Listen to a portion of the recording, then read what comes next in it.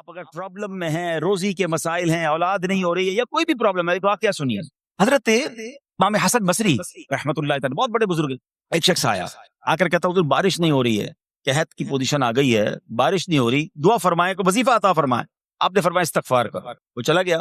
اچھا ایک بزرگ بیٹھے تھے ان کے پاس، حضرت ربیع بن صبیح رحمت اللہ، وہ دیکھ رہے تھے. دوسرا بندہ آیا، کہتا حضور تنگ دستی ہے، کاروبار میں ڈاؤن ہے، رزق میں تنگی ہے. آپ نے فرمایا استغفار کرو. پھر تیسرا شخص آیا، کہتا حضور اولاد نہیں ہو رہی ہے، حصول اولاد کے لیے وظیفہ لینا ہے. فرمایا استغفار کرو. چوتھا بندہ آیا، وہ کہتا کہ حضور میرے باغ میں فصلوں میں پیداوار کی کمی ہے. فرمایا استغفار کرو. حضرت ربیع بن صبیح کہتے ہیں حضور پہلا بندہ الگ پرابلم لے کر آیا، دوسرا الگ، تیسرا الگ، چوتھا الگ، چاروں کو ایک ہی دوائی، چاروں کو ایک ہی وظیفہ، استغفار استغفار. ہائے ہائے، بڑوں کی بڑی باتیں ہیں. قرآن میں بھی پڑھتا ہوں، قرآن آپ بھی پڑھتے ہیں، مگر دیکھو اللہ والے کیسے پڑھتے ہیں. کیا خوبصورت جواب دیا آپ نے. آپ فرماتے ہیں سورہ نوح 12:29 آیت نمبر 10 سے 12 کی آپ نے تلاوت فرمائی. اب ذرا قرآن سنیے گا. بسم اللہ الرحمن الرحیم. استغفروا ربکم انہ کان غفارا یرسل السماء علیکم مدرارا ویمددکم باموال وبنین ویجعل لکم جنات ویجعل لکم انہارا. سبحان اللہ. ذرا سنیے گا، اپنے رب سے معافی مانگو. استغفروا ربکم انہ کان غفارا، بے شک وہ بڑا معاف کرنے والا ہے. اب دے گا عطا، کیا فرمائے گا؟ یرسل السماء علیکم مدرارا، وہ تم پر موسلا دھار بارش بھیجے گا. وَيُمْدِدْكُمْ بِأَمْوَالٍ وَبَنِينَ وَيَجْعَلْ لَكُمْ جَنَّاتٍ وَيَجْعَلْ لَكُمْ أَنْهَارًا. فرمایا اور مالوں اور بیٹوں سے تمہاری مدد فرمائے گا، اور تمہارے لیے باغات بنا دے گا، اور تمہارے لیے نہریں بنائے گا. باغات بھی بڑھ رہے ہیں، اولاد بھی عطا ہو رہی ہے، مال بھی بڑھ رہا ہے، بارش بھی ہو رہی ہے. اس چیز سے؟ استغفار سے. تو استغفار یہ آپ کے بہت سارے پرابلمز کا حل ہے، مسائل کا حل ہے. بس اپنی زبان استغفار سے تر رکھے. اچھا پھر اس میں تھوڑی سی شرمندگی بھی ہو، ایسا نہیں کہ استغفار بھی ہو رہا ہے اور دماغ کہیں اور ہے، مسکرا بھی رہے ہیں، ہنس بھی رہے ہیں اور استغفر اللہ. کسی سے معافی مانگتے ہوئے ہنستا ہے کیا بندہ؟ استغفر اللہ ربی من کل ذنب واتوب الیہ. یا اللہ میں اپنے سارے گناہوں سے تجھ سے معافی مانگ رہا ہوں. کس بہت سارے استغفار کے سیکھے ہیں. استغفر اللہ العظیم من کل ذنب عظیم. اے اللہ میں تجھ سے استغفار کرتا ہوں، وہ رب جو بہت عظیم ہے، اپنے سارے بڑے گناہوں سے میں استغفار کرتا ہوں. الگ الگ سیغوں سے اللہ کی بارگاہ میں استغفار کریں. ہو سکے تو کبھی گناہ یاد آئیں تو آنسو بھی بہ رہے ہوں، مگر یہ استغفار اللہ کو بڑا پسند ہے، معافی رب کو بہت پسند ہے. ابو اللیث سمرقندی رحمت اللہ تعالی لکھتے ہیں پچھلی قوموں میں ایک شخص تھا، اس نے بہت گناہ کیے تھے. ایک بار اس نے اپنی پچھلی زندگی کے بارے میں سوچا، گناہوں کے بارے میں غور و فکر کیا تو اسے شرمندگی ہوئی. اس نے نادم و شرمندہ ہو کر 3 مرتبہ کہا اللہم غفرانک اللہم غفرانک اللہم غفرانک. اے اللہ تیری بخشش، اے اللہ تیری بخشش، اے اللہ پاک تیری بخشش. اسی لمحے اس کو موت آ گئی اور اللہ پاک نے اس کی بخشش فرما دی. آئیے ہم بھی پڑھ لیتے اللہم غفرانک اللہم غفرانک اللہم غفرانک. استغفار کرنا، توبہ کرنا، گناہ یاد کر کے شرمندہ ہونا، یہ اللہ کو کتنا پسند ہے. ایک سبحان اللہ، اس کے بارے میں چند برکتیں آپ کو بیان کرتا ہوں. بڑی عظیم برکت یہ ہے کہ اس کی بدولت بندے کا تنگی اور غم دور ہو جاتا ہے. حدیث پاک میں ہے جو ہمیشہ استغفار کرتا رہے اللہ پاک اس کے لیے ہر تنگی سے نکلنے کا راستہ بناتا ہے، ہر فکر و غم سے اسے خلاصی عطا فرماتا ہے. اس کی ایک برکت یہ بھی ہے کہ ایسے بندے کو اللہ پاک غیب سے رزق عطا فرماتا ہے. حدیث پاک میں ہے استغفار کرنے والے کو اللہ وہاں سے رزق عطا فرماتا ہے جہاں اس کا گمان بھی نہیں ہوتا ہے. اتنی مہنگائی ہے، اتنی مشکلیں ہیں، اتنی تنگی ہے، لوگ قرضے میں ہیں، کبھی ادھر جاتے ہو کبھی ادھر جاتے ہو. ارے بھائی سب کے پاس جاتے ہو، رب کے پاس کیوں نہیں جاتے؟ استغفار کرنا شروع کر دو، فرمایا ادھر سے روزی دے گا جہاں تمہارا گمان بھی نہیں جائے گا. اس کی برکت سے اللہ پاک دلوں کے زنگ کو دور فرماتا ہے. آئیے پیارے اسلامی بھائیوں، اللہ کو معافی مانگنا، دل سے پکارنا کتنا پسند ہے. میں آپ کو ایک بہت ہی خوبصورت واقعہ بتاتا ہوں، اور یہ واقعہ ہے حضرت موسیٰ علیہ نبینا علیہ السلام کا. اللہ پاک نے حضرت موسیٰ علیہ نبینا علیہ السلام نے ایک بار اپنی مناجات میں عرض کیا یا اللہ یا رب. اللہ پاک کی طرف سے جواب آیا لبیک یا موسیٰ. آپ نے عرض کی یا اللہ تو میرا مالک ہے، تو خالق ہے، میں تو تیرا بندہ ہوں. ارشاد ہوا مجھے یہ پسند ہے کہ جب مجھے کوئی میرا بندہ یا رب پکارے تو میں اسے لبیک کہہ کر جواب. اللہ فرما رہا ہے حضرت موسیٰ نے عرض کی یا رب کیا یہ ہر موتی بندے کے لیے ہے؟ کیا ہر نیک آدمی کے لیے ایسا ہے کہ جب تجھے وہ پکارے تو لبیک فرماتا ہے؟ سنو اللہ فرماتا ہے ہاں بلکہ ہر گناہگار بندے کے لیے بھی ہے. حضرت موسیٰ نے عرض کی یا اللہ فرما بردار تو تیری اطاعت کرتا ہے، وہ بات تو سمجھ آ رہی ہے، گناہگار پر یہ کرم کس وجہ سے؟ اے ہائے سنو میرے رب کیسا کریم ہے. فرماتا ہے اے موسیٰ اگر میں بھلائی کرنے والے کو اس کی بھلائی کا بدلہ دوں اور برائی کرنے والے پر اس کی برائی کی وجہ سے احسان نہ کروں تو میرا جود و کرم کہاں جائے گا؟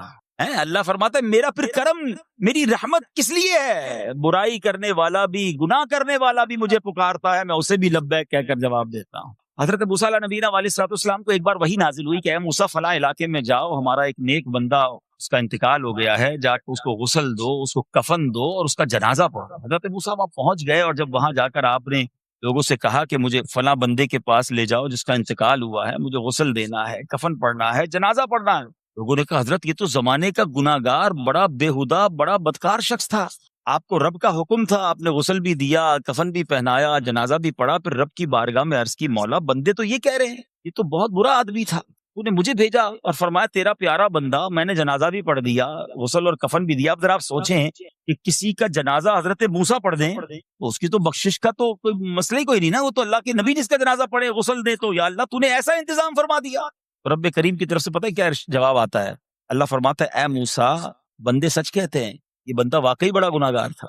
جو علاقے والے شہر کے لوگ کہہ رہے ہیں نا ٹھیک کہہ رہے ہیں، یہ بندہ تھا ہی ایسا. کہ اللہ جب اتنا گناہگار اتنی بڑی مہربانی کس وجہ سے؟ ارشاد ہوا اے موسیٰ اس بندے نے مرنے سے پہلے مجھ سے 5 کلمات کے ذریعے بات کی، مناجات کی، مجھے پکارا، 5 سینٹنس تھے، 5 کلمے تھے، اور اے موسیٰ اس کی وجہ سے میں نے اس کی مغفرت فرما دی. حضرت موسیٰ کہتے ہیں یا اللہ وہ 5 کلمے تو بتا دے، وہ 5 کیسے جملے تھے کہ علاقے میں سب سے مشہور بدکار اور اس کا انتقال ہو تو رب مغفرت بھی فرمائے اور اپنے نبی کو فرمائے جا کے جنازہ پڑھو. تو آپ نے کہا یا اللہ وہ 5 کلمات بتا دے. اب ذرا یہ 5 کلمات سنیے گا، ایکچولی جو بات سمجھنی ہے نا، استغفار ہے کیا، معافی مانگنا ہے کیا، توبہ کیا ہے. اللہ فرماتا نا کہ ہم نے سنا کہ جو بندہ اللہ سے استغفار کرتا ہے اللہ اسے دیکھ کر مسکراتا ہے. اس کی وجہ یہ کہ بندہ رب کی بارگاہ میں اپنے آپ کو سرنڈر کرتا ہے، اپنے گناہ یاد کرتا ہے، اپنی کم مائگی کا اظہار کرتا ہے. وہ کہتے ہیں نا الندم التوبہ، شرمندگی توبہ ہے. شرمندہ ہو جائے نا انسان. دنیا میں پتہ کیا معاملہ ہے، ہم کسی عدالت میں جا کر کہہ دیں ہم نے جرم کیا ہے، اقبال جرم، ٹھیک ہے، تو کیا ہوتا ہے، جج کہتا ہے پھر اس کو گرفتار کرو اور سزا سناؤ. بندہ خود ہی مان رہا ہے، گواہوں کی ضرورت کیا ہے. دنیا کی عدالت میں اقبال جرم پر سزا ملتی ہے. میرے رب کی رحمت کی عدالت دیکھو، بندہ وہاں جا کر اقبال جرم کر لے، شرمندہ ہو جائے، معافی مانگ لے، اللہ اس کے سارے گناہ معاف فرما دے. یہ فرق ہے دنیا والوں میں اور رب کی عدالت میں. سبحان اللہ. وہ حضرت موسیٰ کہتے ہیں یا اللہ وہ 5 کلمے بتا، اور بتائے گئے تو وہ 5 کلمے سنیے گا ذرا. وہ بندہ کہتا ہے مرنے سے پہلے اے رب تو جانتا ہے میں نیکوں سے محبت کرتا ہوں اگرچہ خود نیک نہیں ہوں. یا رب تو جانتا ہے میں فاسقوں سے بغض رکھتا ہوں اگرچہ میں خود فاسق ہوں. سمجھ رہے ہیں بات؟ اے اللہ نیکوں سے پیار کرتا ہوں، مجھے پتا ہے میں خود نیک نہیں ہوں. میں گناہ گاروں سے نفرت کرتا ہوں حالانکہ میں خود بھی گناہ گار ہوں. کہیں بھی اپنی بڑائی نہیں ہے، میں گناہ گار، میں بدکار، مگر اللہ میں پیار کرتا ہوں نیک لوگوں سے. تیسرا جملہ کیا تھا؟ یا رب اگر مجھے معلوم ہو جائے کہ میرے جنت میں داخل ہونے سے تیری ملکیت میں کوئی کمی آ جائے گی تو اے اللہ میں تجھ سے پھر جنت کا سوال کرنا چھوڑ دوں گا. مجھے یہ پتا ہے یا اللہ تو نے مجھے جنت میں داخل کیا نا، تیری جنت میں کوئی کمی نہیں آئے گی، بہت بڑی ہے، ہم مجھے داخل بھی کرنے سے تیرا کچھ نہیں جائے گا. اگر کچھ جاتا ہوتا تو یا اللہ میں جنت تیرے سے مانگنا چھوڑ دیتا. چوتھا جملہ کیا ہے؟ اے رب اگر مجھے معلوم ہو جائے کہ مجھے جہنم میں داخل کرنے سے تیری ملکیت میں اضافہ ہو جائے گا تو میں پھر جہنم سے پناہ نہیں مانگوں گا. یعنی اگر تو تیرے ملک میں تیری شان میں اضافہ ہو رہا ہے مجھے جہنم میں ڈالنے سے، پھر تو میں نہیں کہوں گا تجھے کہ جہنم سے نکال. اگر مجھے پتا ہے تو پہلے ہی مالک ہے، تو پہلے ہی خالق ہے، سب کچھ تیرا ہے، مجھے جہنم میں ڈالنے سے تیری کوئی ملکیت میں اضافہ نہیں ہونا. اور آخری بات کیا کہتا ہے؟ یا رب اگر تو مجھ پر رحم نہ کرے گا تو پھر کون کرے. اللہ فرماتا ہے اے موسیٰ میں نے اس پر رحم کیا، یہ میرے کرم کے لائق تھا، میرے کرم کے لائق نہیں تھا کہ میں اسے ناکام لوٹا دیتا.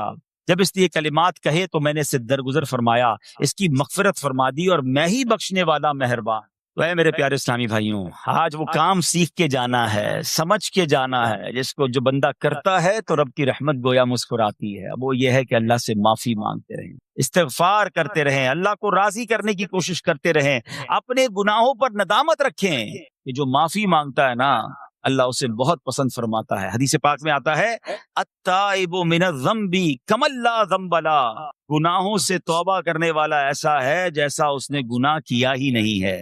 اچھا اب ایک اور بہت پیارا عمل جس کو دیکھ کر اللہ مسکراتا ہے، وہی میں نے جو تفسیر بتائی کہ اللہ کی رحمت راضی ہو جاتی ہے اور اللہ کی رحمت برستی ہے، رب راضی ہو جاتا ہے.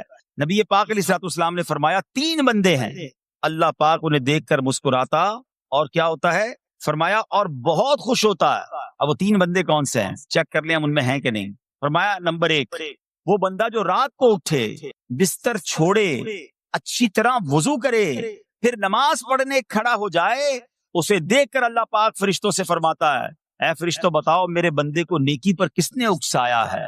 فرشتے عرض کرتے ہیں مولا تو بہتر جانتا ہے. اللہ پاک فرماتا ہے ہاں میں جانتا ہوں مگر تم مجھے بتاؤ. فرشتے عرض کرتے ہیں اے مالک کریم تو نے اسے ایک چیز یعنی جہنم کا خوف دیا ہے، یہ اس سے ڈرتا ہے. اے اللہ تو نے اسے اس کو ایک چیز جنت کی امید دلائی ہے، یہ اس کی امید رکھتا ہے. اے اللہ یہی خوف اور امید ہے جس نے اسے رات کی نیند قربان کر کے تیرے حضور کھڑے ہونے پر ابھارا ہے. اب اللہ پاک فرماتا ہے اے فرشتوں گواہ ہو جاؤ کہ جس چیز سے ڈرتا ہے یعنی جہنم سے ڈرتا ہے، میں نے اپنے اس بندے کو اس سے امن بخشا، اور جس کی امید رکھتا ہے یعنی جنت کی، میں نے جنت اس پر واجب کر دی. رات اٹھ کر جب دنیا سوئی ہو بندہ اٹھ کر تہجد کی نماز ادا کرے، اللہ کی بارگاہ میں آنسو بہائے، اللہ فرشتوں کے سامنے گویا فخر فرماتا. دوسرے نمبر پر سنو فرما دوسرا وہ شخص جو حق و باطل کی لڑائی میں شریک ہوا، ثابت قدم رہا یہاں تک کہ شہید ہو گیا، یا اللہ پاک نے اسے فتح عطا فرمائی، اللہ اس بندے کو دیکھ کر بھی مسکراتا ہے. جہاد کرنے والے مجاہدین یا تو شہید ہو جائیں یا غازی ہو کر لوٹے اللہ کی رضا کے لیے، اللہ کی رحمت ان پر بھی چھما چھم برستی ہے. اور تیسرے نمبر پر فرمایا تیسرا وہ بندہ جو رات کو سفر کرتا ہے، یہاں تک کہ رات کے آخری حصے میں جب کہیں ٹھہرتا ہے تو اس کے ساتھ والے سو جاتے ہیں مگر وہ کھڑا ہو کر نماز پڑھنے لگتا ہے، اس بندے کو دیکھ کر بھی اللہ پاک مسکراتا ہے. اجتماعی عبادت کے بڑے فائدے ہیں، اجتماع میں آنا، محفل میں آنا، دعا میں شرکت کرنا بہت اچھی بات، مگر اپنی عادت ایسے بھی بنائیں کہ کچھ عبادتیں ایسی کریں کہ میں جانوں اور رب جانے. یہ جو رات اٹھ کر دعا کا لطف ہے، رات اٹھ کر جو نماز پڑھنے کا لطف ہے نا، جب ساری دنیا سو رہی ہے اور بندہ اپنے رب کی بارگاہ میں حاضر ہے. علماء کہتے ہیں دن کے نوافل کے مقابلے میں رات کے نوافل افضل ہیں، کیونکہ رات سکون ہوتا ہے، رات رکت قلبی ملتی ہے، سبحان اللہ رحمت الہی چھما چھم برستی ہے. ہمیں کیا کرنا ہے کہ رات تہجد کی نماز کی عادت ڈالے. رمضان میں بن گئی تھی نا، سحری کے لیے اٹھتے تھے تو لوگ تہجد پڑھتے تھے. اللہ کرے کہ یہ عادت بن جائے، کبھی کبھی اگر ہر روز نہیں ہو سکتا کم از کم کبھی کبھی کریں. اچھا اگر ایسی کوئی عبادت ہو بھی جائے نا پھر سب کو بتائیں نا کہ رات اٹھا تھا تو جناب دعائیں بھی کی تو آنسو بھی بہائے. نہیں، کبھی کبھی ایسا کیا کرو کہ میں جانوں اور رب جانے، اللہ سے باتیں کیا. میں آپ کو صحیح بتاؤں، آپ مجھے ایک بات بتائیں، یہ تو آپ نے سن بھی لیا کہ اللہ کی رحمت کس قدر برستی ہے اس پر. زندگی میں بھی جب کبھی ہم پریشان ہوں اور رات نیند نہ آئے، کبھی کبھی ایسا ہوتا ہے پریشانی میں نیند نہیں آتی، کروٹیں بدل رہا ہوتا انسان، اور اس کروٹ بدلتے بدلتے میں آپ کی جب والدہ حیات ہوگی یا ماشاءاللہ جن کے پاس ماں موجود ہے، ماں جیسی ہستی کہاں ملتی ہے. ایک بار اور سن لو، دنیا کی بہت ساری چیزیں میرے اور آپ کے پاس ہیں جو ریپلیسیبل ہیں، جو بدلی جا سکتی ہیں. موبائل فون لیتے ہیں بڑی خوشی سے لیتے ہیں، مگر نیا ماڈل آتا ہے تو لوگ بدل دیتے ہیں. سواری لیتے ہیں بڑی خوشی ہوتی ہے، مگر جب نئی سواری آتی ہے تو ریپلیس بدل دیتے ہیں. ماڈل نیا آ گیا بھائی، اب وہ پرانی لگتی ہے. مگر یاد رکھو ماں باپ چلے جائیں نا، اس کے بعد ماں باپ دوبارہ نہیں ملتے، ان کا کوئی نیا ورژن یا نیا ماڈل نہیں ہے تو ان کی قدر کر لو، ان کی دعائیں لے لو. تو بہرحال آپ کبھی کبھی تکلیف میں ایسا ہوا ہو کہ رات کو نیند نہ آئی ہو، بے قرار ہو کر ماں کے پاس گیا، آنکھوں میں آنسو لے کر کہ ماں میں پریشان ہوں، بیمار ہوں، یا قرضے میں ہوں، یا فلاں پرابلم ہے. ماں نے کیا کیا تھا؟ کروٹ بدل کر سو گئی تھی کہ بیٹا تو جان تیرا کام جانے، یا ماں خود بھی بیدار ہو گئی، سینے لگایا اور دعا کرنا شروع کر دی. بھائی ہم روئے تو ماں بھی روئی. یہ ہے نا ماں. میری تکلیف، ایسا لگتا ہے کہ مجھے کبھی کبھی یہ فیصلہ کرنا مشکل ہوتا تھا کہ تکلیف مجھے زیادہ ہوتی ہے میری تکلیف میں، یا میری والدہ کو زیادہ ہوتی ہے. بیمار میں ہوں، تکلیف اسے، یہ رشتہ کہاں ملتا ہے؟ مگر مجھے ایک بات بتاؤ، جب میری تکلیف پر رات نیند چھوڑ کر بستر چھوڑ کر میں ماں کے پاس گیا، ماں نے سینے لگایا، تو اگر میں اپنا بستر چھوڑ کر آنکھوں میں آنسو لیے میری ماں سے مجھے کہیں زیادہ پیار کرنے والے رب کی بارگاہ میں چلا گیا تو اس کی رحمت کیا مجھے مایوس کر دے گی؟ میری ماں کے دل میں جو ممتا ہے نا وہ بھی میرے رب نے ڈالی ہے. تو رب کی رحمت کتنی ہوگی. تو کبھی کبھی اللہ کی بارگاہ میں رات کے اس پہر حاضر ہوا کرو. جو پرابلم ہے آپ کی، جو مشکل ہے آپ کی، آپ یقین کریں، آپ اللہ کی بارگاہ میں تہجد کے وقت رات کے آخری پہر آنسو بہائیں، دعائیں کریں، نوافل پڑھیں، پھر دیکھیے آپ کے دل کو تسلی کیسے ہوتی ہے، آپ کا ایمان تازہ ہو جائے گا، اور آپ نے دیکھا کہ ایسے وقت عبادت کرنے والوں سے رب کتنا راضی ہوتا ہے۔ اللہ کرے یہ بات ہمیں سمجھ آ جائے۔ اسی طرح عظیم صحابی حضرت عبداللہ ابن مسعود رضی اللہ تعالیٰ سے روایت ہے، پیارے آقا مکی مدنی مصطفیٰ صلی اللہ تعالیٰ علیہ وسلم نے فرمایا، ایک بندہ رات کو اٹھتا ہے، اچھی طرح وضو کرتا ہے، پھر اللہ پاک کی حمد کرتا ہے، اس کی بزرگی بولتا ہے، اپنے نبی علیہ الصلوۃ والسلام پر درود پڑھتا ہے، قرآن کھول کر پڑھنا شروع کر دیتا ہے، یہ وہ بندہ ہے جسے دیکھ کر اللہ پاک مسکراتا ہے اور فرماتا ہے، دیکھو میرا بندہ عبادت کر رہا ہے جبکہ اسے میرے سوا کوئی نہیں دیکھ رہا ہے۔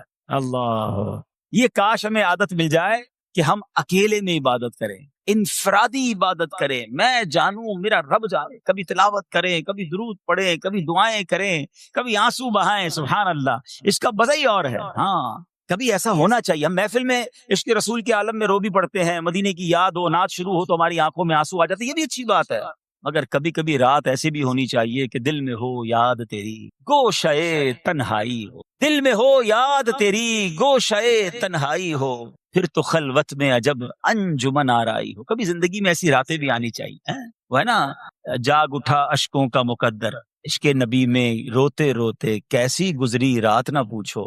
کبھی کبھی ایسی رات بھی گزرنی چاہیے کہ آقا کی یاد میں آنسو بہ رہے ہوں، مدینے کی یاد میں، گھر والوں کو بھی پتہ نہ چلے، ہلکی ہلکی آواز میں کبھی نعت شریف لگا لیا کریں، کبھی مناجات لگا لیا کریں، ہم پتہ نہیں کیا دیکھتے دیکھتے سوتے ہیں۔ کاش انہی تصورات میں آنکھیں بند ہوں کہ میں سو جاؤں یا مصطفیٰ کہتے کہتے، میں سو جاؤں یا مصطفیٰ کہتے کہتے، کھلے آنکھ صلی علی کہتے کہتے۔ جو مدینے کے تصور میں سوتے ہیں نا، پھر خواب میں زیارت بھی کر لیتے ہیں۔ خواب کا ایک فنامنا یہ بھی ہے، آپ جس چیز کے بارے میں سوچتے ہوئے سوتے ہیں نا، عموماً گندی باتیں دیکھ کر، گندی چیزیں دیکھ کر سوتے ہیں، پھر ایسے ڈراؤنے خواب بھی آتے ہیں، انہیں ٹینشن بھی آتی ہے، فلموں میں بھی ماردار دیکھی، خواب میں بھی لڑائی جھگڑے دیکھ رہے ہیں۔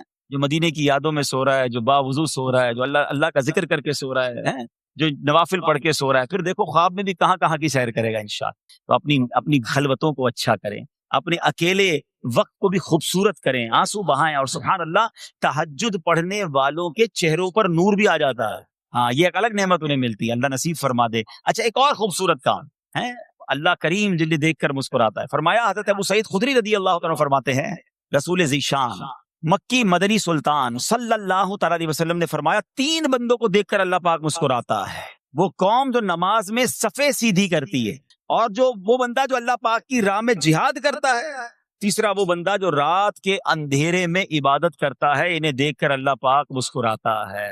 جہاد والی بات اور رات والی عبادت کی بات تو ہو گئی، اب اس میں نئی بات سیکھنے کو ملی، صفیں درست کرنے والی۔ اب روز نماز پڑھ رہے ہیں، صفائی درستی کر رہے ہوتے ہیں، امام صاحب کہہ کے تھک جاتے ہیں، کاندھے سے کاندھا ملائیں، صفوں کو سیدھا کریں، صفوں کو سیدھا کرنے والوں کو دیکھ کر رب کی رحمت مسکراتی ہے، رحمت برستی ہے۔ اب یہ کتنا آسان کام ہے، مگر اس کی طرف بھی توجہ نہیں ہوتی ہے۔ یاد رکھیے کہ صفیں سیدھی کرنا یہ بڑی نیکی ہے، اور اللہ کرے کہ ہم اس پر عمل کرنے والے بنیں۔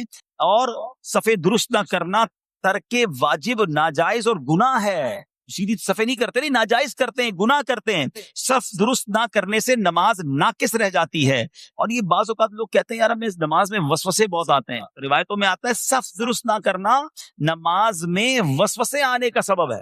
صفیں ٹھیک نہیں ہوں گی نا، عجیب عجیب سی باتیں دماغ میں آئیں گی۔ کیوں؟ حدیث پاک میں آتا ہے، شیطان تمہارے درمیان بھیڑ کے بچے کی طرح گھس جاتا ہے، شیطان صفوں میں گھس جاتا ہے۔ صف سیدھی نہ کرنے میں چہرہ بگڑنے کا اندیشہ ہے۔ اے ہائے، اب ذرا غور کر لیجئے یہ کتنا ضروری ہے۔ قرآن کریم میں ایک سورت ہے، سورہ صافات، اس مبارک سورت کی پہلی آیت میں اللہ پاک نے فرمایا، وَالصَّافَّاتِ صَفًّا، ان کی قسم جو باقاعدہ صفیں باندھے ہوئے ہیں۔ حضرت عبداللہ ابن مسعود فرماتے ہیں، یہاں صفیں باندھنے والوں سے مراد فرشتے ہیں۔ حضرت جابر بن سمورہ رضی اللہ تعالیٰ عنہ فرماتے ہیں، ایک دن پیارے آقا مکی مدنی مصطفیٰ صلی اللہ تعالیٰ علیہ وسلم تشریف لائے اور فرمایا، تم ایسے صف کیوں نہیں بناتے جیسے فرشتے صفیں بناتے ہیں؟ ہم نے عرض کی، یا رسول اللہ صلی اللہ تعالیٰ علیہ وسلم، فرشتے کیسے صف بناتے ہیں؟ فرمایا، پہلے اگلی صف مکمل کرتے ہیں اور خوب مل کر کھڑے ہوتے ہیں۔ سبحان اللہ، مبارک ہو ان مسلمانوں کو جو صفیں سیدھی کرتے ہیں، اچھی طرح کاندھے سے کاندھا ملاتے ہیں، گویا یہ فرشتوں کا کام کر رہے ہیں، فرشتوں والا کام کر رہے ہیں۔ تفسیر طبی میں ہے، فاروق اعظم رضی اللہ عنہ کا یہ معمول تھا، جب نماز پڑھانے لگتے تو نمازیوں کو فرماتے، صفیں سیدھی کر لو، اے فلاں ذرا آگے ہو جاؤ، اے فلاں ذرا پیچھے ہو جاؤ. پھر فرماتے بے شک اللہ پاک تمہیں فرشتوں کی طرح دیکھنا پسند فرماتا ہے. تو صفیں سیدھی رکھنا یہ فرشتوں کا انداز ہے, اور اللہ کی رحمت خوب برستی ہے, گویا رب مسکراتا ہے انہیں دیکھ کر. تو اے میرے پیارے اسلامی بھائیوں, اور بھی بہت سارے کام ہیں جس کو دیکھ کر, جن کو کرنے سے اللہ کی رحمت چھما چھم برستی ہے. بہرحال جب نے 3-4 باتیں سنی ہیں, آج سے اس کو نیت کر لیتے ہیں کہ خوب اللہ کی بارگاہ میں ہم استغفار کریں گے, اپنے گناہوں پر معافی مانگیں گے. انشاءاللہ راتوں کو اٹھ کر جب لوگ سو رہے ہوں گے اللہ کی بارگاہ میں عبادت کریں گے. اسی طرح فرمایا کہ صفوں کو درست کریں گے, اور انشاءاللہ رب کی بارگاہ سے خوب رحمتیں لوٹیں گے. اے میرے پیارے اسلامی بھائیوں, یہ سب کب ہو سکے گا؟ کہ جب ہم اچھے ماحول میں رہیں گے. تہجد تو جب پڑھیں گے نا, جب پہلے فرض پڑھیں گے. جس کی فرض ہی قضا ہو رہی ہے تو اس کو تہجد کی باری کب آئے گی؟ استغفار تو جب کرے گا جب ایسے ماحول میں آئے گا کہ جہاں گناہوں کو یاد دلا کر معافی مانگنے کا ہمیں انداز اور اس کی فکر دی جائے. تو آج کے اس پرفتن دور میں دعوت اسلامی کا یہ پیارا ماحول آپ کے سامنے ہے. اس ماحول سے وابستہ رہیں. ہفتہ وار اجتماع میں, مدنی قافلوں میں, ہفتہ وار مدنی مذاکرے میں شرکت کرتے رہیں گے تو انشاءاللہ ان نیکیوں کا جذبہ بھی ملتا رہے گا, اور انشاءاللہ ایسے کام کرنے میں اللہ کرے کامیاب ہو جائے. تصور ہی کتنا پیارا ہے, یقین کریں, میں آپ شاید پتہ نہیں وہ فیلنگ آپ کو محسوس ہو رہی ہے کہ نہیں, یہ تصور ہی کتنا پیارا ہے کہ کبھی میں کوئی ایسا عمل کر لوں کہ رب کی رحمت مجھے دیکھ کر مسکرا دے, اللہ راضی ہو جائے, اللہ خوش ہو جائے. اور کیا چاہیے, میری تو زندگی کا حاصل ہو گیا نا. تو اب یہ 3-4 کام آپ نے سن لیے ہیں, اس کو عمل کرنا شروع کر دیں. اللہ کریم سے دعا کرتا ہوں کہ رب کریم اپنی رضا والے کام ہمیں بڑھ چڑھ کر کرنے کی توفیق عطا فرمائے. اللہ پاک ہم سب کو عمل کرنے کی توفیق عطا فرمائے.